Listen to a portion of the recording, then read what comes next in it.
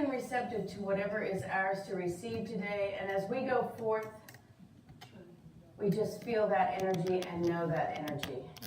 Can you turn down the gain just a little bit on this, please? So James Dillon Freeman says, how shall we count the battle won or lost? Or meter out the gain or weigh the cost? Life has a meaning measured not by length, or even by our weakness or our strength. Not only by bright triumphs and full years may life be measured, but sometimes by tears. It is the living life is measured by. The aim of life is living. And so we take these words into our hearts and our souls, and we say, thank you, God, for this opportunity. Thank you, God. And so it is. Amen. And our statement of being, there is only one presence and one power in my life and in the universe, God the good, omnipotent. And our mission statement together, please. Unity East of Atlanta is dedicated to teaching practical Christianity as taught by Jesus Christ. This ministry acknowledges the presence of God within through affirmation and prayer. And our statements of truth together, please. I am a child of God. I am deserving of good in my life. I am accepting my good now. We want to say thank you to Dr. Barber for bringing such beautiful flowers today. Aren't they gorgeous? Thank you, Dr. Barber. Yes. And if there are any first-timers, we'd like the ushers to give them a welcome packet, please. So if you're a first-timer, just raise your hand so you can get a welcome packet. There is a gift in there we want you to receive. It is a book, so feel free to give that to the bookstore manager afterwards. Yes, sir.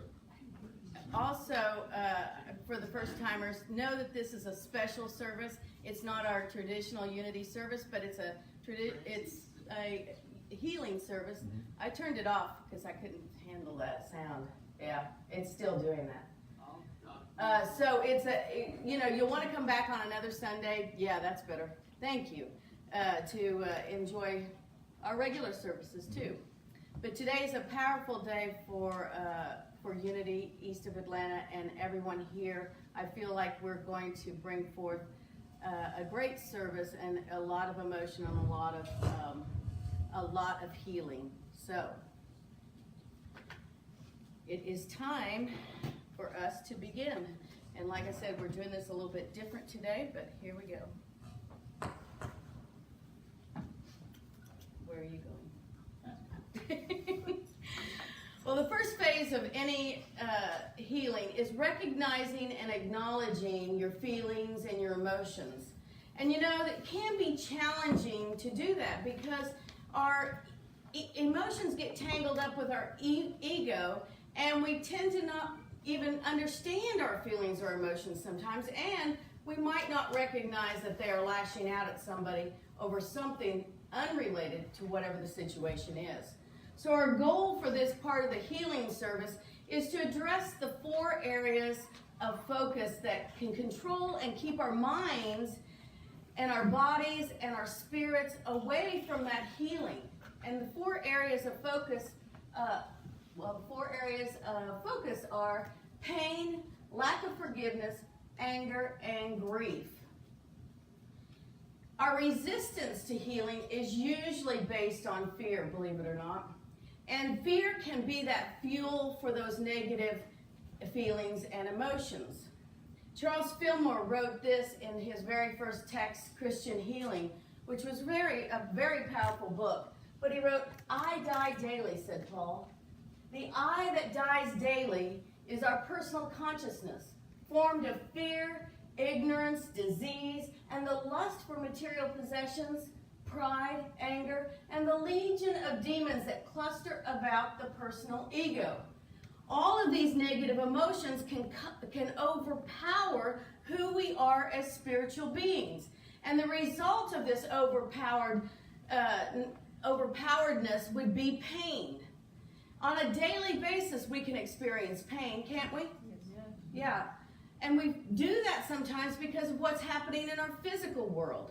watching the news or talk shows. I know that can just get people into feeling the pain that is happening on the political scene, out there in the world, even from the weather.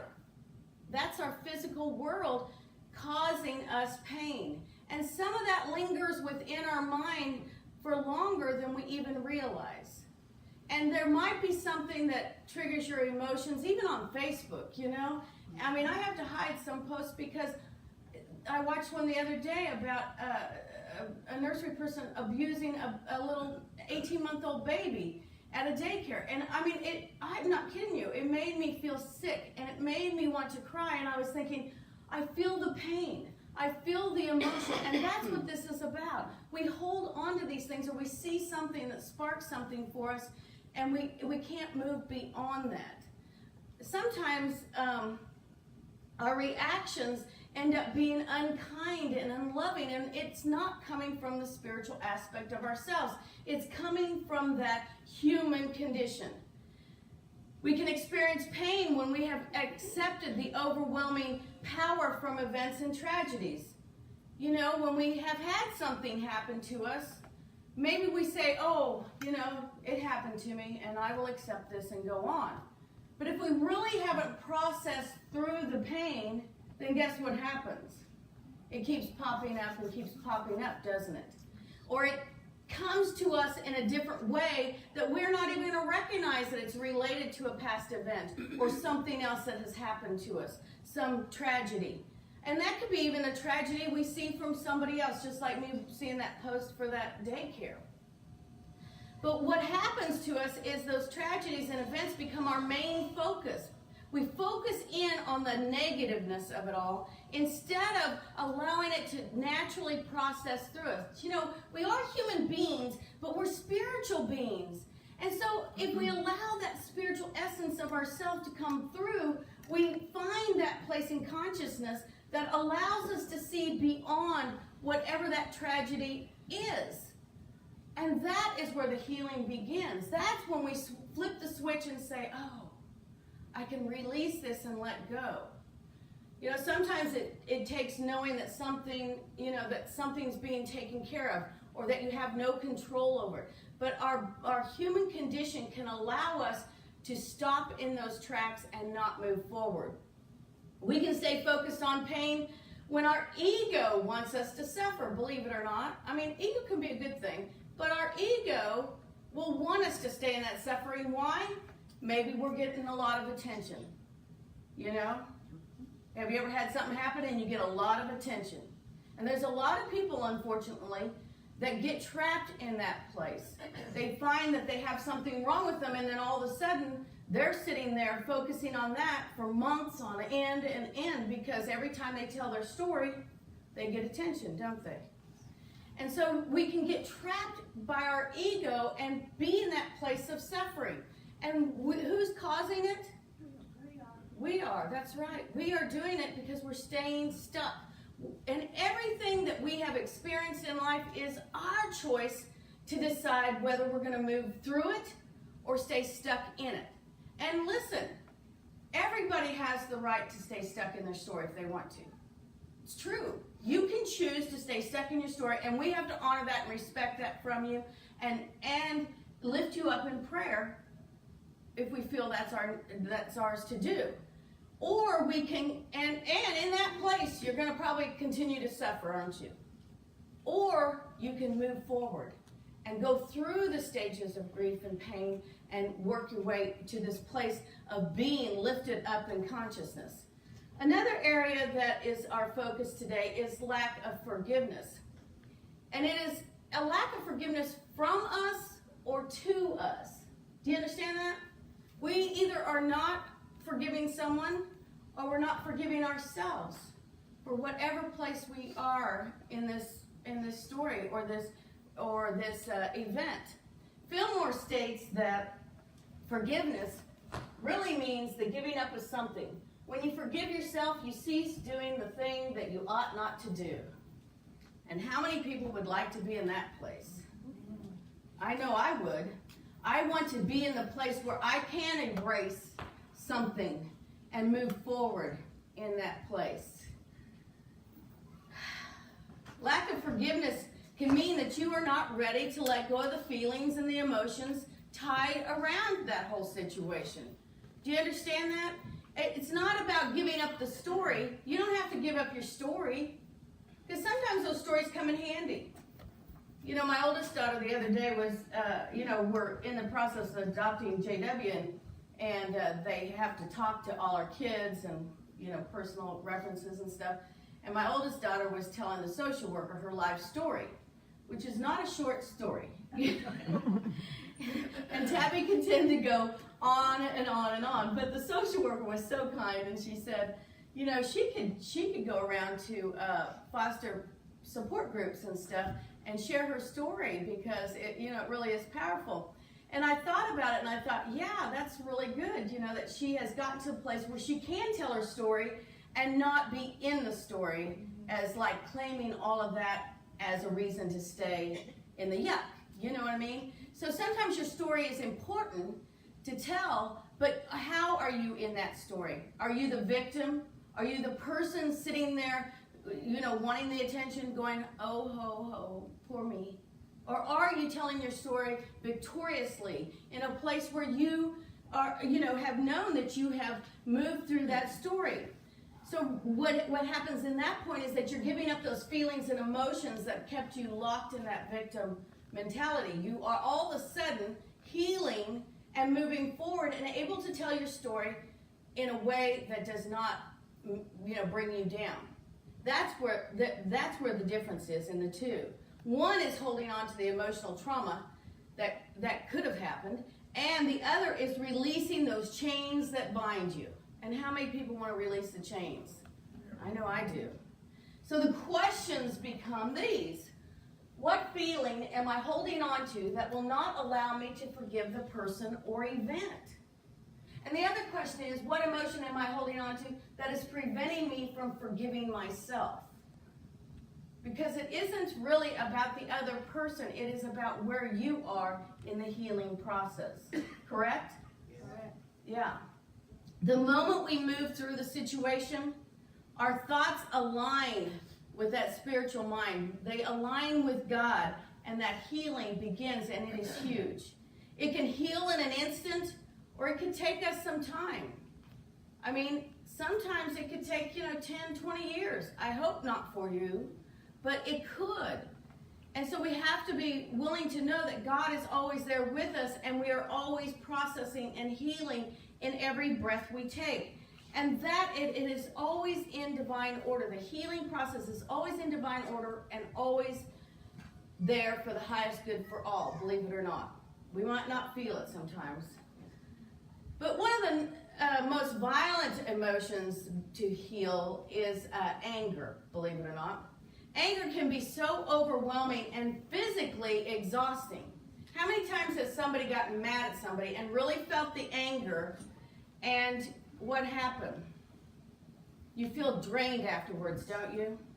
Even sometimes if you just yell at somebody about something, you feel exhausted, don't you? Because our spiritual nature is saying to us, do not scream and holler. Your spiritual nature is saying, this is not the truth of you. Your spiritual nature is saying, you are more than what you're thinking in your small m mind. You have the power to look at the situation from a spiritual aspect and feel the energy of God in the other person or in the situation and change what that looks like. And that's huge. That is huge. But anger can take us to that place in our ego where we get combative, where we just want to make it right according to us. But anger is not, and I want to say this so many times, anger is not your natural sense of being. Do you understand that? It is not your natural sense of being. As a spiritual being, you do not even know what anger is. It's the human condition that has developed this anger. Fillmore shares these truths in these words. Cast out hate and anger and affirm peace, and your healing will be swift and sure.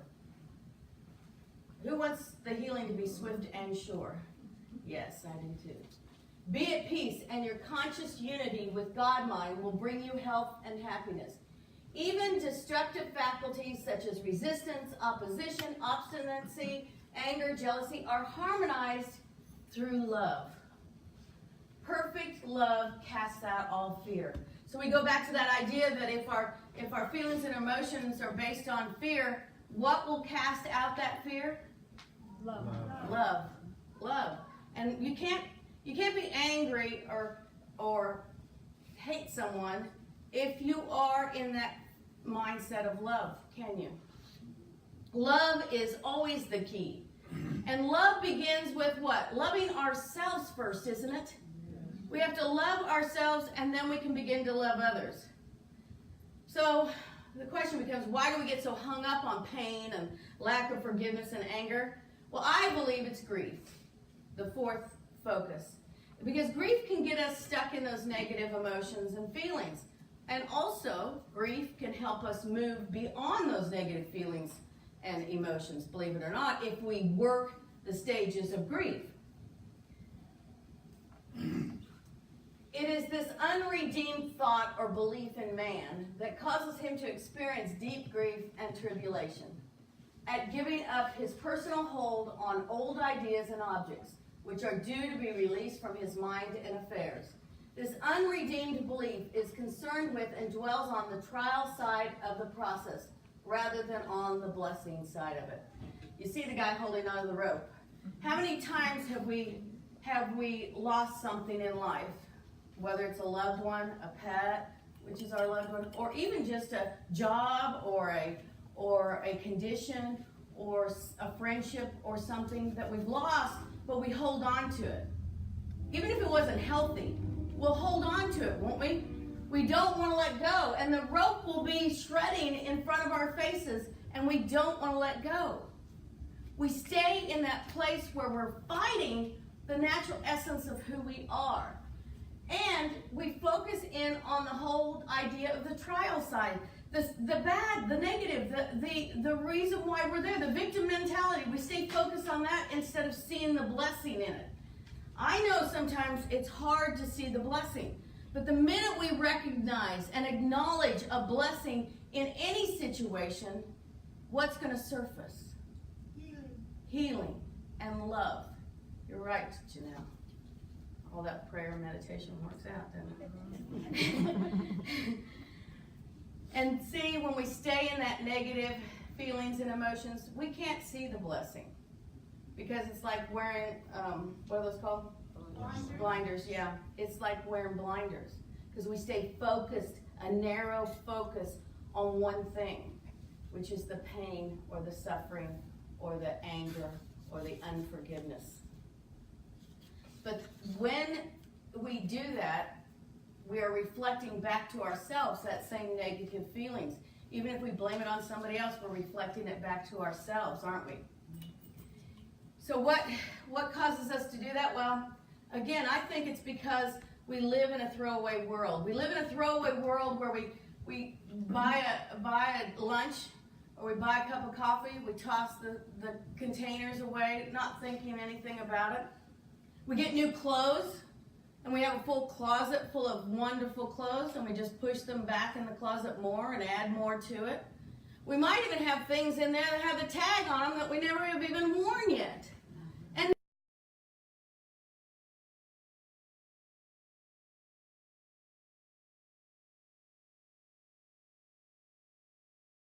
just toss it over here. Oh, I need more of this. We go back to that idea of our possessions. Everything is about what we want and what we need, instead of seeing the bigger picture, which is everything that we do reflects on everybody else in the world. Because whatever we're holding on to, negative feelings, negative emotions, will reflect back into the world. I'm not saying we caused all the wars that are going on everywhere, the fighting. But if we stay focused on that instead of seeing healing, instead of seeing people that are struggling to live, but we can see them in a new light, we can change things. We can do it by changing our own thoughts and emotions.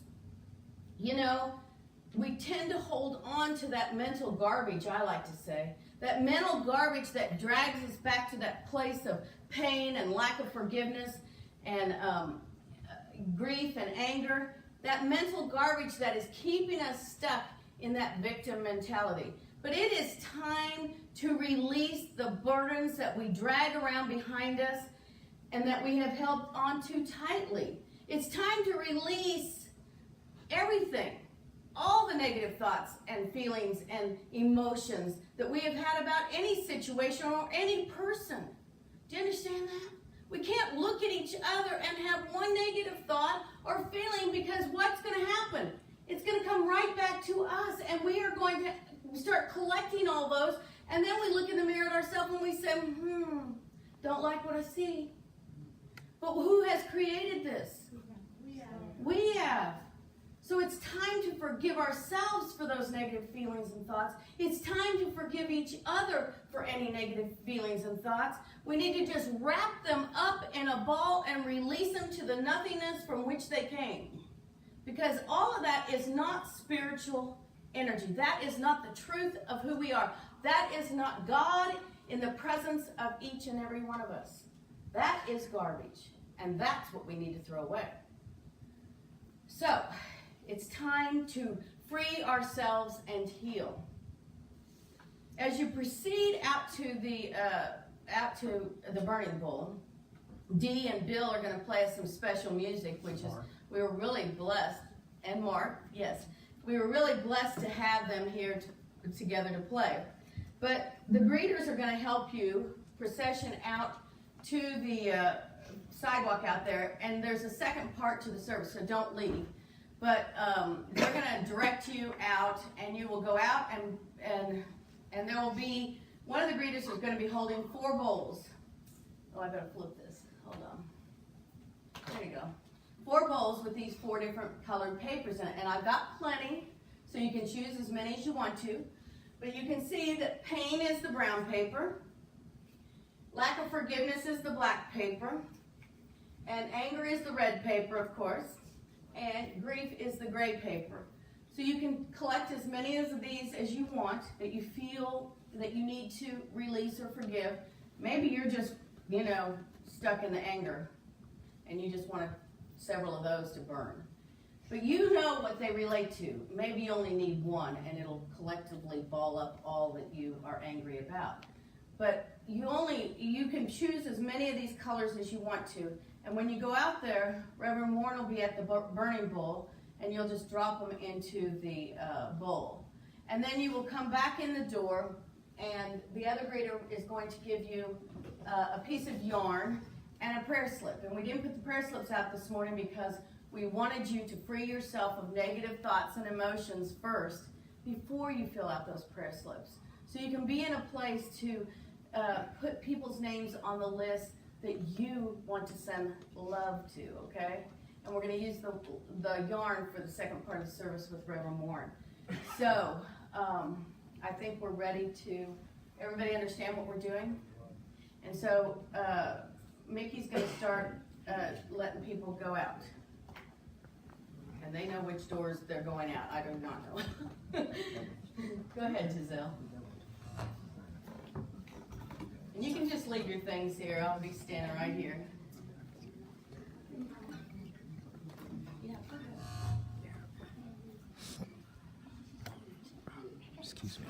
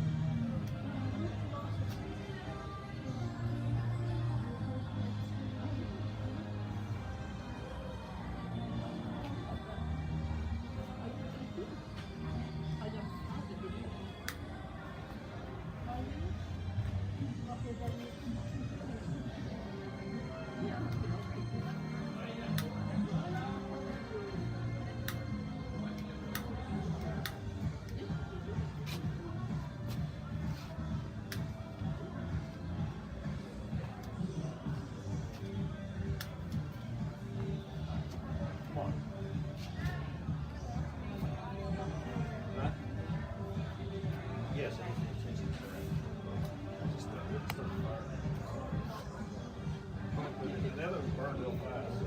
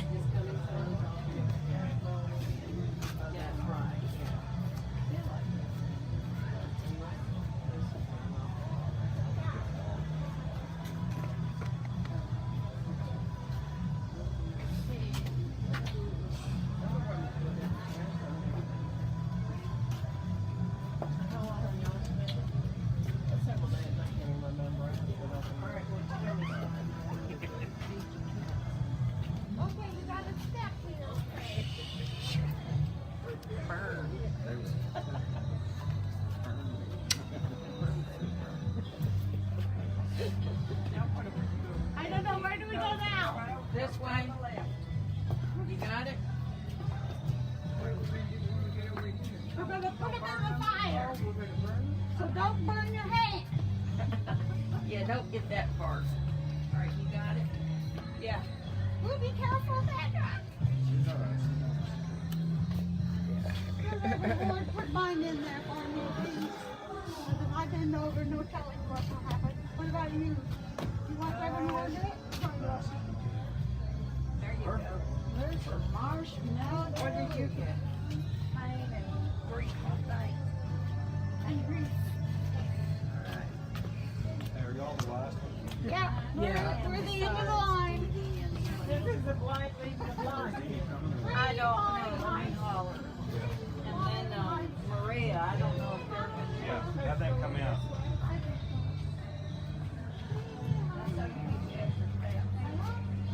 Oh, Reba, good.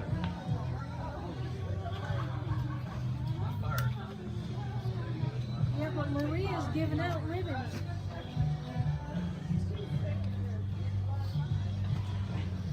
It's okay.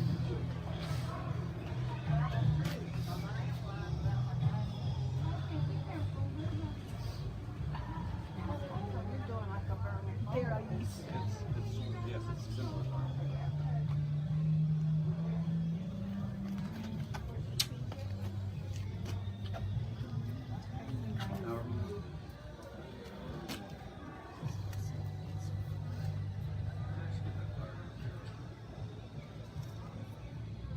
That's all right.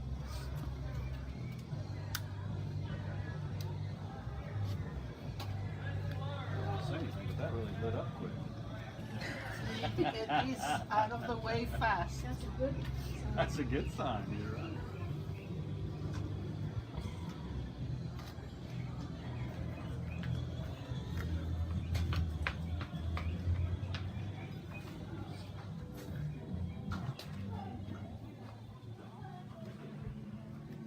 Tell me how to work the thermostat.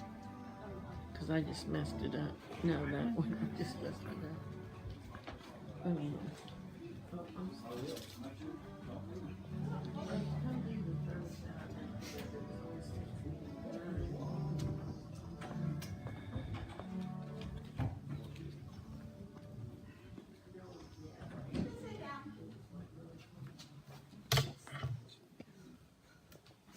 So as Mickey comes forth with the prayer box, you can put your prayer slip in the box. And does anybody have any special requests that they would like to voice right now? Dr. Anna? Unity of Panama City. Yes, okay. Did you have something you wanted me to take in there? Their building is still intact, but it's full of stuff, trees, water. And so today, instead of having a service, they are having a cleaning out party. Wow. So they're doing some forgiveness too, I would guess. Yes, and some releasing. Yep. Yes. Anyone else? Yes, Barbara? I started to say Dr. Barbara. My coworker Alma Thomas, she lives in Albany, and the roof of her house was completely torn off, and she's having to do a lot of, she's gonna have to do a lot of reconstruction.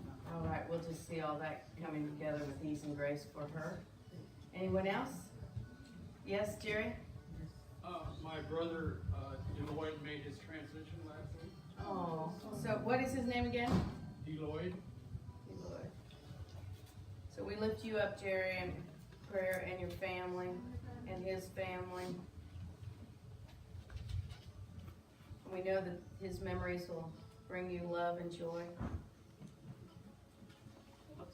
Anyone else?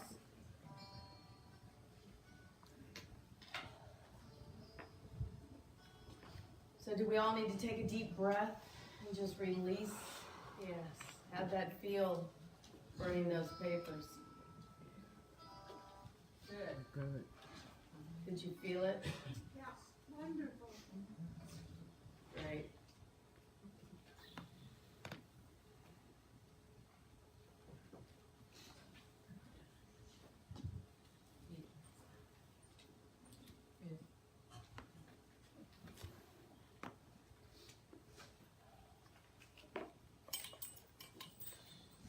So as she collects those prayer slips, know that we pray over them every week, every Tuesday at 11 Reverend Warren and I pray over them, and Janelle is usually here, and sometimes Dylan's here, and we just lift up the consciousness of each and every person on those slips.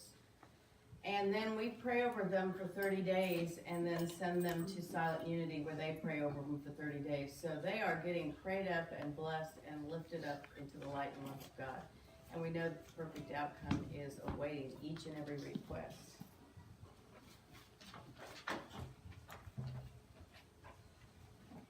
And we hid all the prayer slips. So I had to put mine on a post-it note. Come on up here. Did you hold prayers? Hmm?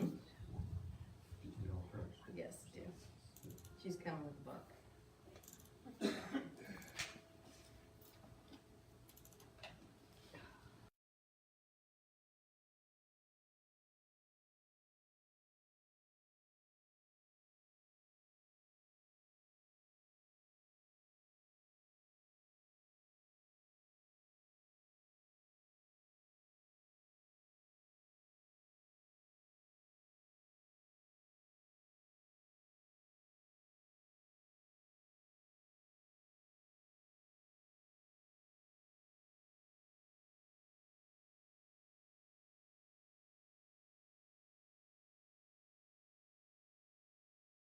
Lit. Oh, you're kidding. No, we got it all burned. Everything's burnt. I guarantee you everything's burnt. If there's anything when I So- clean out that fire pit that's there, I will make sure it burns. So don't worry about that. So the thing is that the slips were still holding too much power. They wouldn't burn at first. Actually, the slips when they got in any fire really lit up pretty Good, fast. good. That's what we want to hear. That's a sign that you're releasing them. Next time, can we have a marshmallow with it?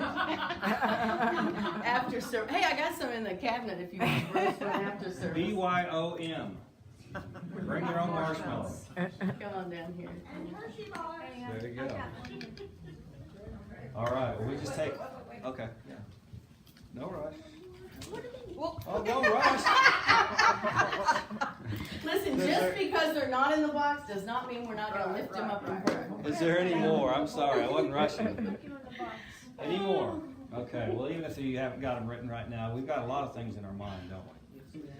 And we just want to release any thought of lack, any thought of anything that is not perfection, as far as our spirit, as far as others, people's spirit, seeing that perfection in them and seeing it rise in them, letting them know that the gift of God that is within them can be called upon at any moment, just like it is within us. And so we call upon our gifts of God right now to do exactly that, to see the world in a different way, to see the world, to see everyone in it, in the Christ light, to see the Christ in them, to see them, even though we may not agree with their outer actions, to see them full of good actions and ready to express them. So we release any types of negativity toward anyone, toward anything. And we say, thank you, God. Thank you, God. Amen. Amen. All right, where are you going? So, the next part of this service Oh, I forgot you're going to. is the good part, actually. It isn't the good part or a bad part. It's just that, Flip it over. okay, thank you. That we drew straws and Francie drew the short one. So she had to do the releasing part, and I get to do the fun part, which is knowing that God is here and that we get to receive the blessings that we have. Did we do meditation yet? No, we're doing it. Oh, I'm doing it. Okay. All right. So let us just take a moment now to sing and be prepared to go into meditation.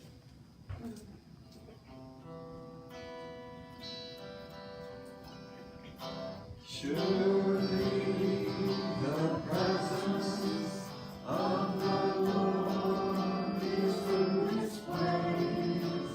I can feel God's mighty power and God's grace. There's a holy hush around us. I see glory on each face.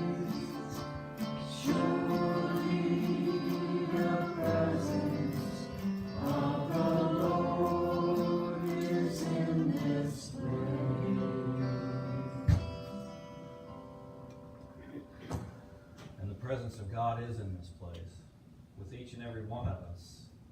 That's what brings that presence here, is because you are here. Because the presence of God is with you at all times, wherever you are at. This building, this edifice, this thing that we call a church is just as spiritual as the people inside it. So when we release all the things that we have to release as far as negativity or any of those things that Reverend Francie was talking about earlier, then we are coming closer to that Christ ideal that is within each one of us. The ideal that God has for each one of us to live a full life in all ways, in health, wealth, and happiness. And in this meditation, we release more of those thoughts. If we have any left, we just let them go and say to ourselves, God, today I'm going to let you be in charge. I'm going to release all my worries, all my concerns, and hand them over to you.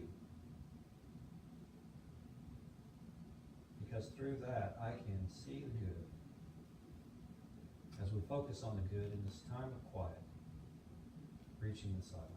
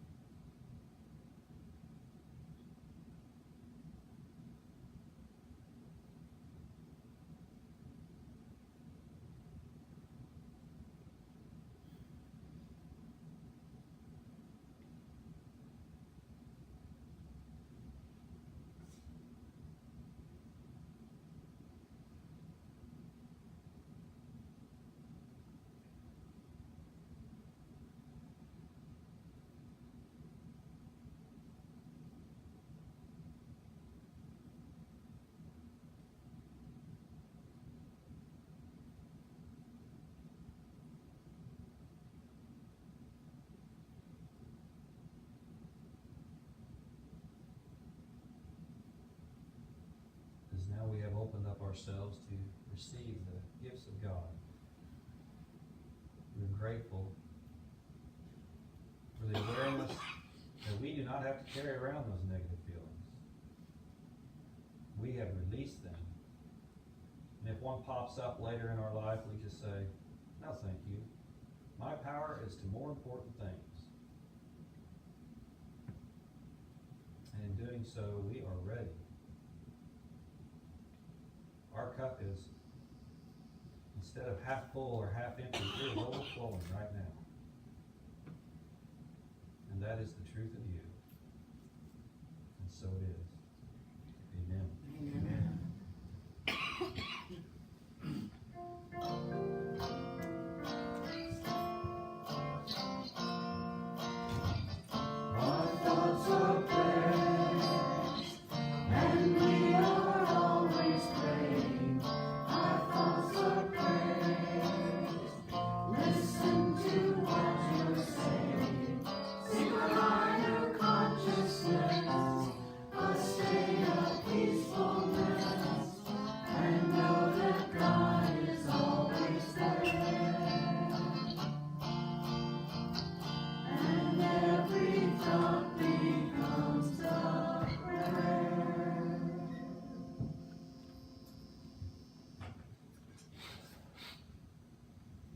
George Bernard Shaw said this: progress is impossible without change, and those who cannot change their mind cannot change anything.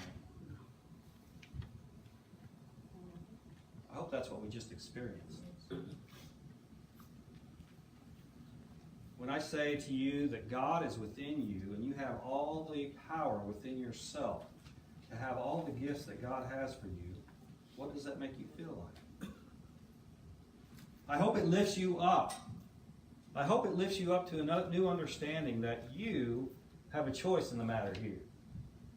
You were not born into sin. You were born in an original blessing because God is within you.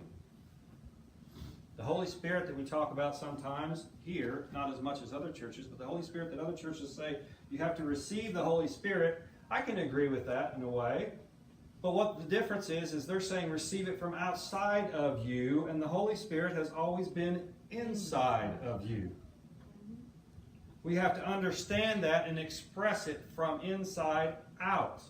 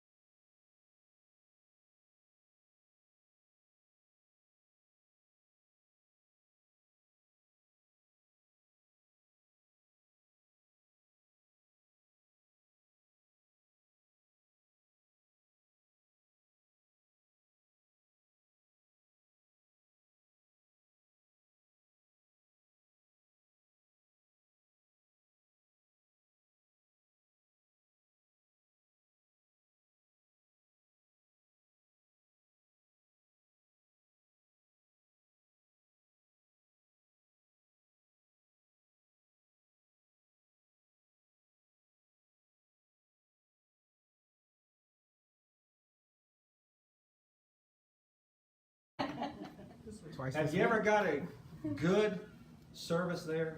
I hope so. I've got good service there many times, numerous times. Have you ever got poor service there? Absolutely. Dang it, I have too, a few times. What's the difference between the two? It's still the golden arches, isn't it? It's still the golden arches. So what's the difference? People. It's the people that you had the service from. And now we can blame that person and say, well, McDonald's is no good, or the company, McDonald's is no good because I got poor service this one day out of 10 or whatever it was. And quit going to McDonald's. And if you like McDonald's foods, who does that hurt? You, right? That only hurts you. Blocking stuff out of your life. And that's one of the things we do sometimes too, is we block stuff out of our life to prevent, and what does that do? When we block stuff out of our life, that prevents all the good from coming to us. Did you know that? If we block stuff out of our life, that prevents all the good coming to us. Now what about, how does that jive with politics, Warren? Well, we've liked presidents, senators, we've liked all sorts of elected officials before, haven't we?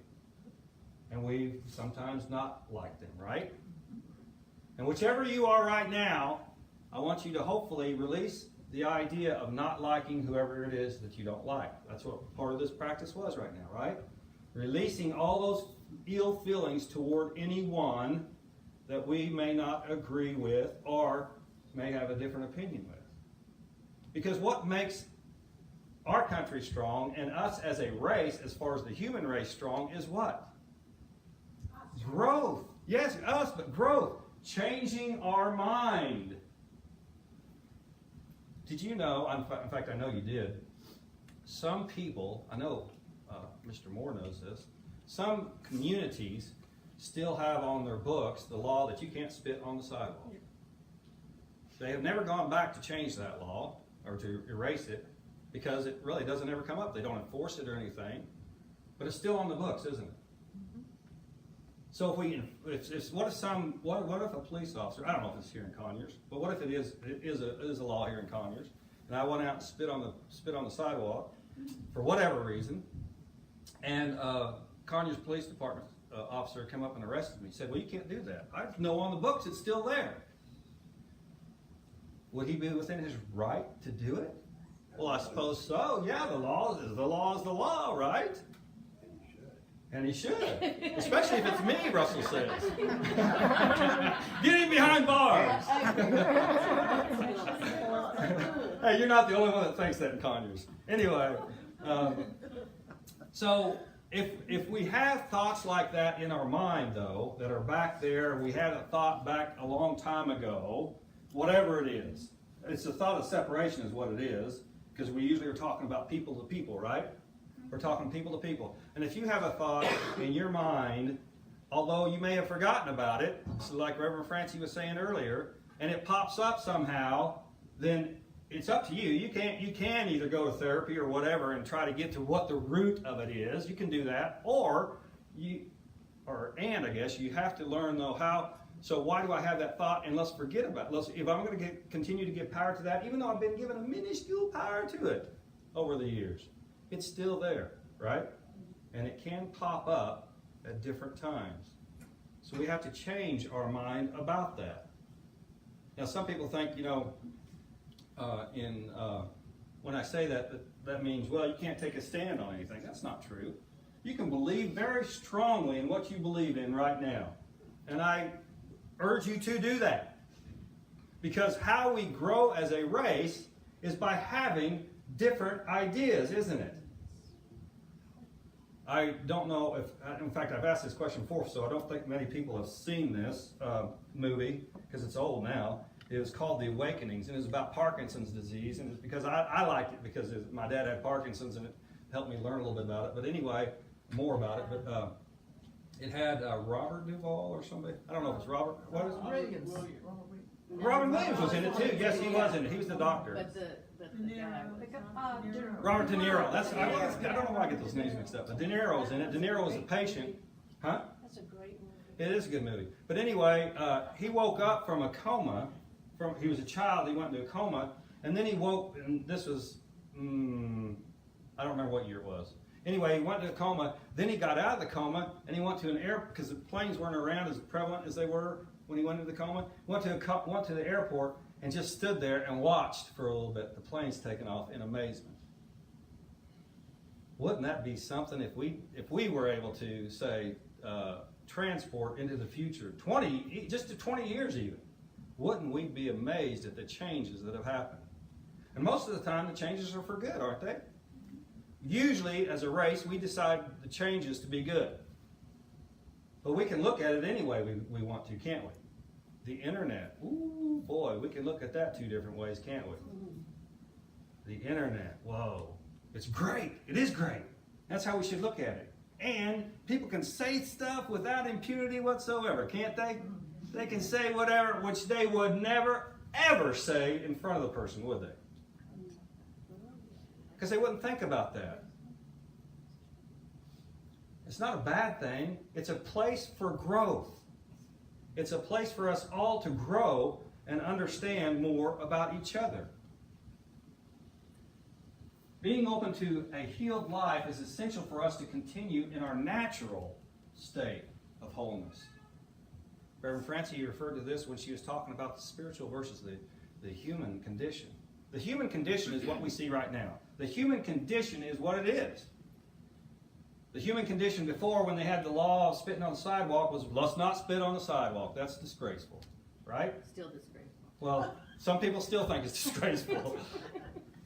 But it's not as much now, is it? Because people don't think of that, right? I think if you take a poll. It's just, Maria says, take a poll or deed it. I don't know. I may be arrested by the time this is over.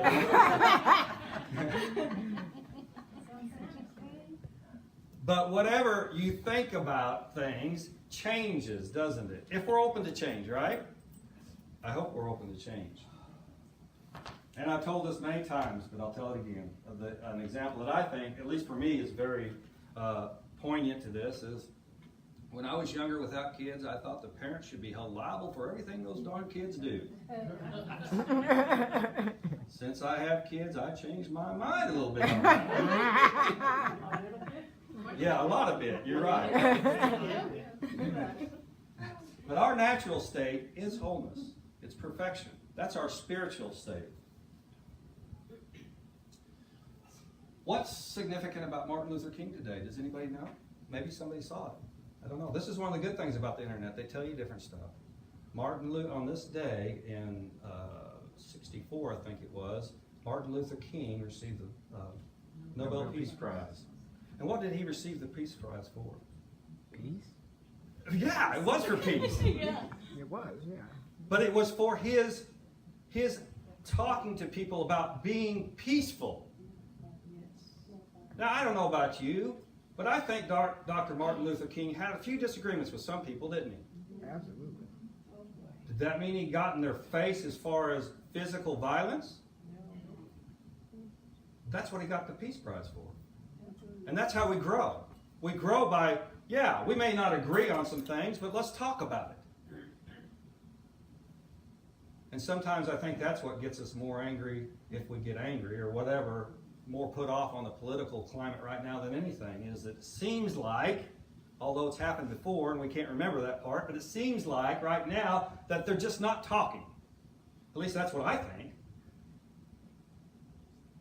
But we have to talk to each other. We have to say, this is, you know, I've always said in politics, I've always said, this is how they should do it. If they want to get a bill through or something, everybody come with their top 10 list.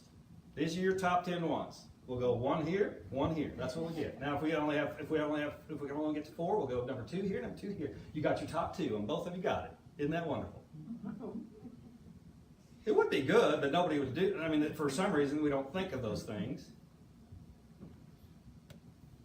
But I thought it was really cool to, and I was thinking about what would he think of the climate today. To me, I think what he would think is, let's talk about stuff. This is a little bit overboard. Let's get together and talk about this. That's how he initiated change. Now, sometimes he wasn't talking nice, was he? So what? Sometimes a change comes about by moving somebody from their comfortableness, doesn't it? But we don't have to, instead of talking to them when they're on the chair of comfort, we don't have to dump the chair over. Because I'll tell you this, and some people don't agree with this, but I know it's to be true. Forcing someone to change their position on something does not change their mind. But to change their mind changes their heart. And if we change the heart of everybody to know that we're all equal, we all have the same rights, and those rights are for everything, wow, wouldn't this be a wonderful world to look at? I think. To be in the flow of good, which is the same as God, we must think good, we must be good, and we must do good, we must be good, and we must think good. You know, most of the things that we burn usually are that we just got through are things that we have actually felt and done. But the most important part of this service really is what we are thinking. Because nothing happens until we have a thought about it. And if somebody like Reverend Francie was saying, if somebody or something on the outside triggers something negative, a feeling of don't touch me with that or whatever from the outside, then something inside of us is telling us something. And it's a thought that we are holding. And we can look at it as, don't go there with me, or we can look at it as, this is an opportunity for me to learn something about myself. I mean, if we looked at it that way, it could still be a selfish saying. And we can say, I need to learn this for myself, right? Instead of going out and finding the people that are the same ilk as I am and saying, hey, let's gather to get rid of this. Or that, whatever the thought is, right? And the problem is they're not getting rid of it in the internal. They're not changing their heart. They're forcing someone else to look at it like that. I've told you before, I've been on radio talk shows with people of different opinions before. And you never know what's going to happen. So all you can do really is plant a seed sometimes, right? Plant a seed, this is how I see it. I would like to see how you see it. That's why we're here together. But it seems like sometimes we look at the world and we've forgotten the old, and I don't even know if this is an Indian saying now, but walk a mile in someone else's moccasin. You know what? If you did that, you might look at things differently, right? mean, I have. When I've done that, when I've tried to look at it from someone else's viewpoint, it's changed my opinion.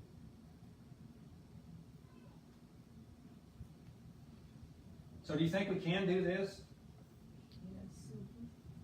There's a few that think we can. Yes. The rest of you can talk to me in jail later about it.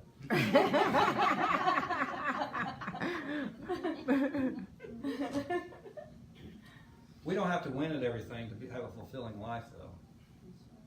And really, now that I'm thinking about that, for me to write that is pretty big.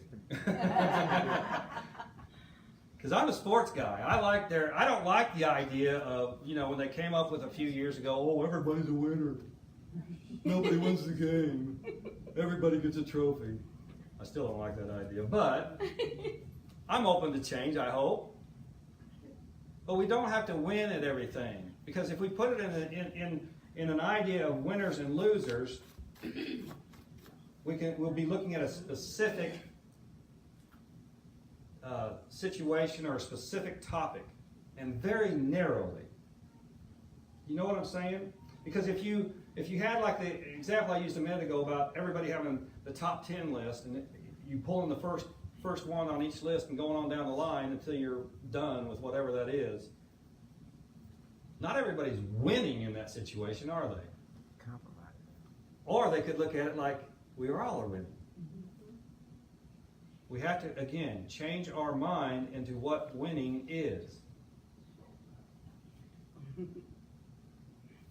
I think that all of us have had, I hope all of us have had politicians that we've admired, thought well of, maybe admire is too strong a word, but in the past, and have you ever noticed how the longer a politician is out of politics, the more revered they are? Huh? Have you ever noticed that? Yeah. It's because as a human, that's when our natural state takes over. It's because our spiritual state says, that guy, I'm just remembering the good stuff. Now we can choose to do the other way, but I hope that most people think, that person was just a great leader. Even though at the time you probably didn't agree with all their policies, did you? But hopefully you forget about those. Because you get to a certain point where you're looking at the person. And I don't know how many people are married or have been married or have a significant other. There's not as many as I thought, goodness. Well, if you're married or have a significant other, let me ask you this question. Or have been married or have a significant other. Have you agreed 100% with them? Don't take your arm off of her. Leave it on her. I know that. No, we don't. Well, Francine and I are unique. We do. She agrees with everything I say.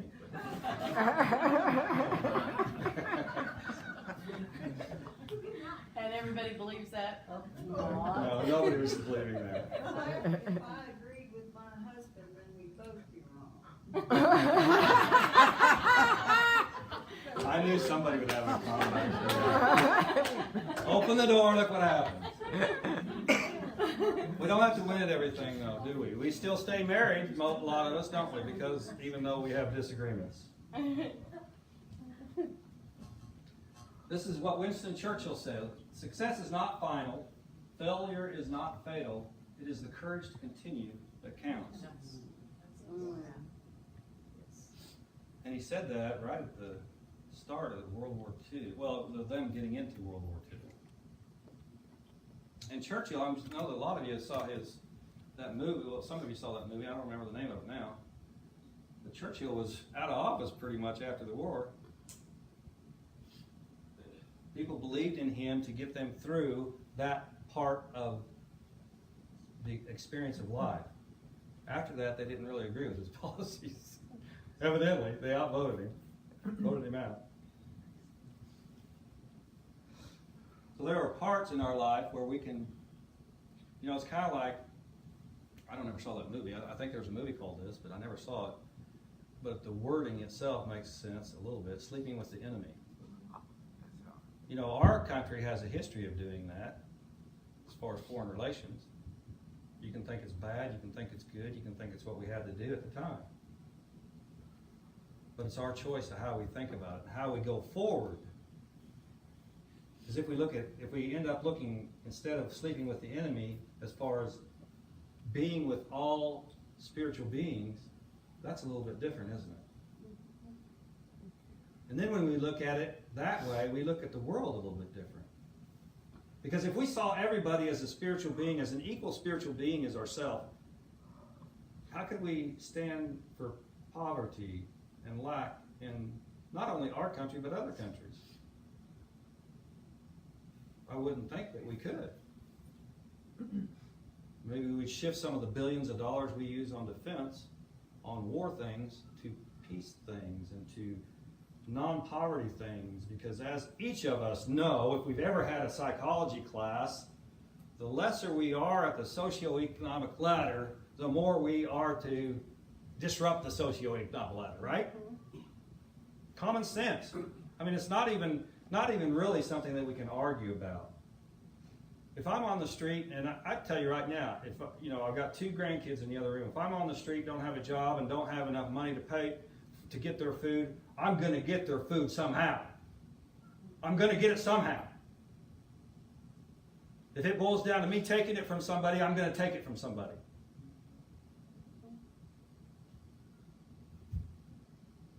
If nobody's, helping or giving it, you got to do what don't you see that? And you can see it easier when I'm talking about somebody else, some little infant, right? But we can't see that somebody if a person's strong, just, a person strung out on drugs and decides to eat and go take it from somebody. We don't see it as easy there, do we? I can understand. I'm just saying. We got to think about it.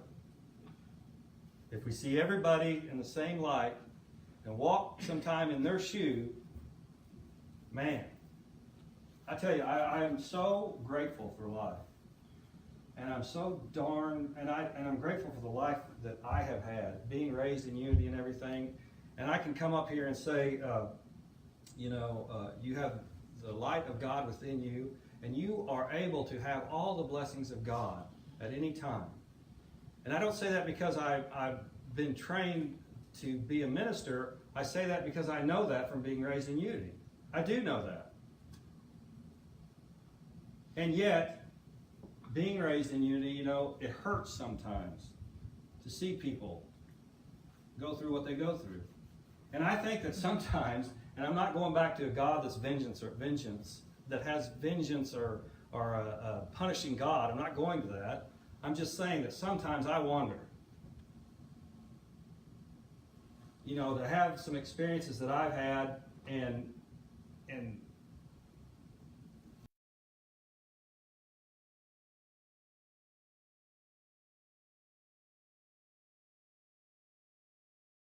because we used to expound this a lot in unity, but in reality, our life is what we brought to ourselves. Yet, when we say that in unity, what we're talking about is our thoughts, okay? What we're thinking about it. Y'all know I have a couple of kids that, dang it, are on drugs. Man, I tell you, when they were the boys' age, and if you guys have had kids or known kids, would you have ever thought you were going to go through something like that? No. Would you have ever wished it? I wouldn't have wished it on anybody else, much less myself. So what's our choice? What's my choice in that situation? Well, actually, I've done pretty much all of them. At first you get mad, which we're getting, what the hell are you doing? What the hell are you doing?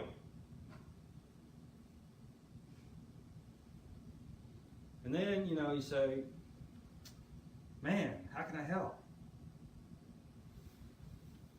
Then you say, well, I can't enable, right? I can't enable, which you can't. You shouldn't. And then you grow to the point where, I should have been at first with all being raised in unity is back, it's kind of a full circle. Back to not seeing them as a child, but seeing them as you saw them when they were a child. Not seeing them as a child because they're adults, they can do what they want, they get to choose what they want to do, how they want to live life. But seeing them with that same love is different. He just clicked. Those are boys.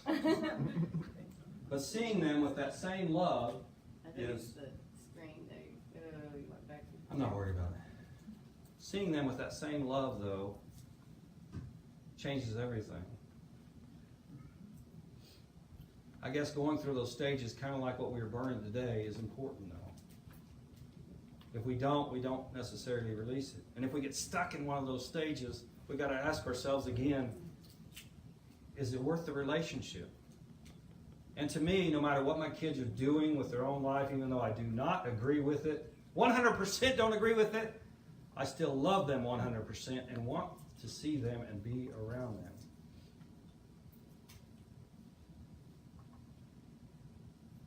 And I'm not perfect. I'd say, gosh, could I say that about everybody?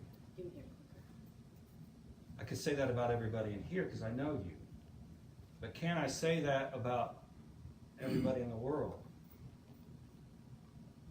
That I love you unconditionally. But he did something wrong. And he did it to me. I can't do that for him. I can't love him unconditionally. And it's a big step, I know, and it's a tough step.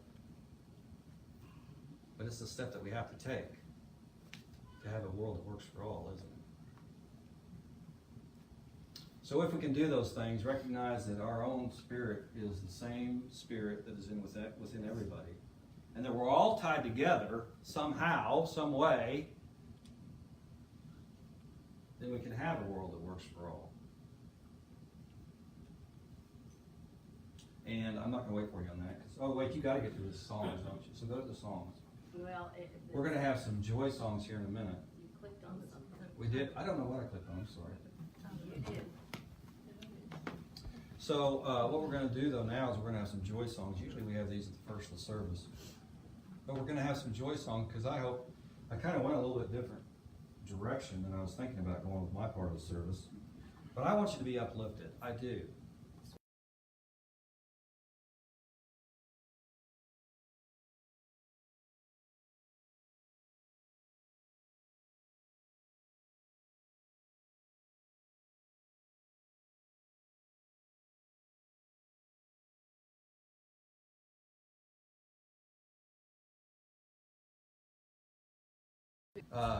So does everybody have a ribbon? Everybody has one. If you don't, raise your hand so we can get you one. Okay, Giselle doesn't have one either. Oh, you do or don't? You do? Okay. All right, so what you're going to do is pick somebody. You don't have to pick somebody you know. I need to get one myself too, so I need one. What you're going to do is you're going to tie your ribbon around someone else's wrist.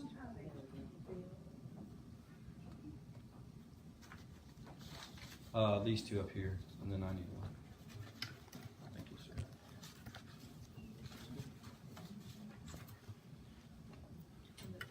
And Maria, I'm going to tell you in a minute.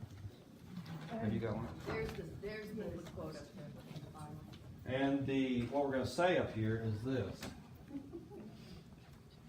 This is the Christ jar. And we're going to say to the other person, did you have one? Is you can tie it however you want to, but I'm going to double loop it because Francie has got a smaller wrist. And I'm going to pay attention to what I'm doing because I have to at first, but then I'm going to look into her eyes and say, I behold the Christ.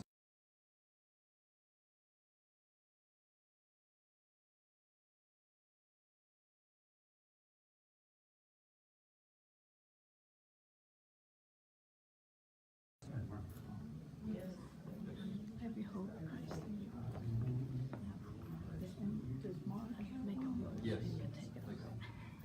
Oh, Mark doesn't. Mark needs it. No. Here,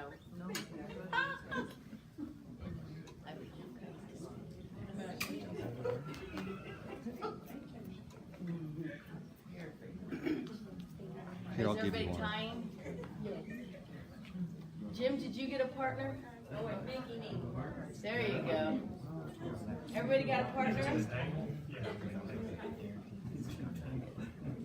Forrest Gump. I hear you. I hear you. Just remind me of Forrest Gump.